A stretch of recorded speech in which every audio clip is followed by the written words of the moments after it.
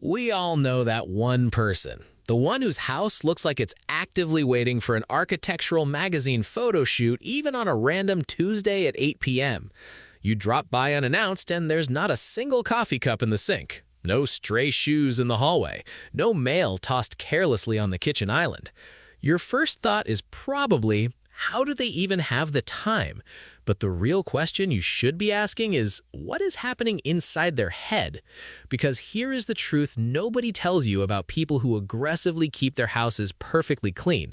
It is rarely just about dirt. For a lot of chronically tidy people, a spotless environment is fundamentally about control. Think about it. We live in a world where everything feels unpredictable. The economy is a roller coaster, work is stressful, and you can't even control the traffic on your daily commute. But your living room, your kitchen, that is your undisputed domain. When the outside world feels chaotic and overwhelming, coming home and folding towels into perfect, identical squares is a quiet, subconscious way of saying, I am in charge here. It's a physical manifestation of establishing order in a deeply unpredictable life. Then you have to look at the biology of it.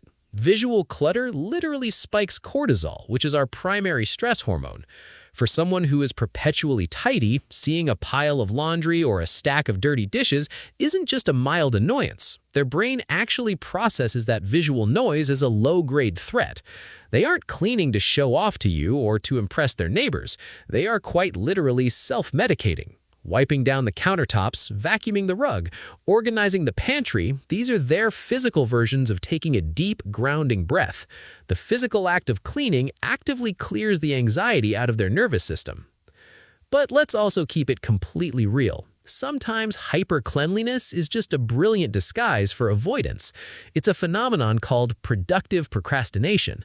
Let's say you have a massive project due, a difficult phone call to make, or some heavy emotional processing to deal with. Suddenly, scrubbing the bathroom grout with a toothbrush feels incredibly urgent.